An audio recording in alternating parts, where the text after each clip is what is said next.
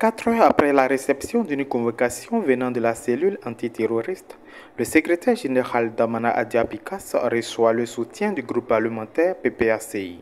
Conduits par le président Hubert Oulaye, les députés du parti sont venus mieux comprendre cette affaire qui frise un complot.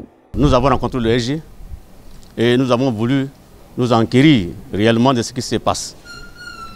Alors, après l'avoir entendu, c'est avéré que l'OSG, depuis un certain temps, a commencé à entreprendre des tournées dans toute la commune d'Abidjan et dans les environs de la commune d'Abidjan.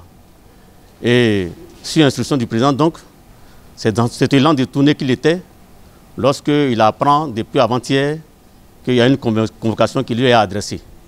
Donc, c'est tout ce qu'il a pu nous donner comme information pour le moment. Et nous attendons donc demain pour en savoir un peu plus sur la question.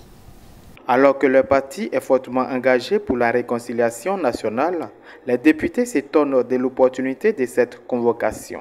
Vous savez que depuis le début de cette mandature, le groupe parlementaire PPACI, sur instruction de son président, a entrepris, ou bien s'est mis dans une disposition d'esprit qui est telle qu'il devait accompagner d'une manière ou d'une autre le processus de réconciliation nationale.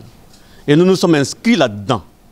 Aujourd'hui, avec cette convocation adressée à notre RGG, parce que c'est quand même le secrétaire général de notre parti, avec cette convocation, donc, nous nous demandons et nous osons croire que cette convocation ne va pas entraver ou ne va pas entacher d'une manière ou d'une autre le processus de réconciliation dans lequel nous sommes inscrits. Malgré tout, les hommes de loi gardent leur calme et se soumettent à la décision de leur parti. Le parti est en train de se réunir en ce moment-là et le parti va dégager une position. Après, le groupe parlementaire tiendra compte de la position du parti et le groupe parlementaire avisera.